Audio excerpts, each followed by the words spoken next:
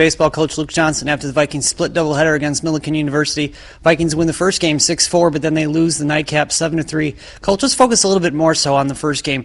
You guys got some early runs there, and you just really took control in that first game. Talk about what the offense was able to do and putting some nice innings together. I'm not so sure we had. I don't even know if we had an extra base hit all day. Outside of the ball that Anthony stretched into, I guess, sort of a double in the second game. We nickel and dimed him a little bit. I thought we had decent at-bats. They brought their number one pitcher out there. He wasn't super sharp. We were able to get deep into counts against him.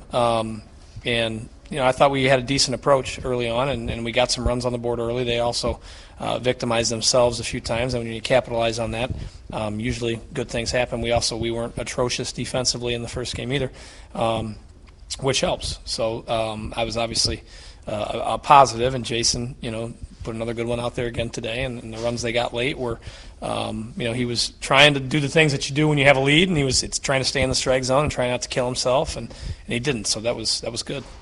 Touch a little bit more on what Jason was able to do. Gets another complete game. I believe his pitch count was right at 100. I'm not sure, though, but talk a bit about what he was able to do out there today. Yeah, it's pretty similar to some of the other outings that he's had. They were swinging early in counts, and he was getting them to take, not as good of swings as they wanted to, but he turned the motor up there a few times in the middle innings when he needed to, and I thought, ended some at bats quicker than he had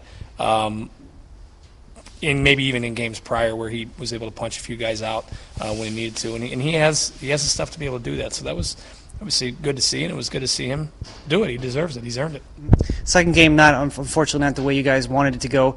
Defense kind of struggled a little bit. Talk about that game overall. Well, I'll tell you what. I don't want to say the defense struggled. There were two plays late in the game, bad for us, that hurt. But really, they won the game. They made a diving play in the sixth inning to kill an inning. If that ball gets through, it's a totally different ball game, and they willed their way to win that ball game. And when we had an opportunity to kill an inning, we didn't, where we put a tag down instead of getting on the bag and stretching. And they were dying to give us outs in that inning in the eighth, and we didn't get it. So it was a 5-3 game. We're going and hitting, and instead it's a 7-3 game. But that's when you don't make that play. That's what happens. So in my mind, one side earned it. Their starter went deep, was good. He got the benefit of some, I think, generous strike calls, but that's baseball. And he was really good. He had a really good day, and we didn't do enough against him. When we finally got him out of the ball game, we were in position. If we're going into that ninth inning, we do our job, and it's 5-3. It's maybe a different ball game. But hats off to them. They made a big play in a big spot, and they earned it. Rubber match tomorrow. What's the game plan going to that one?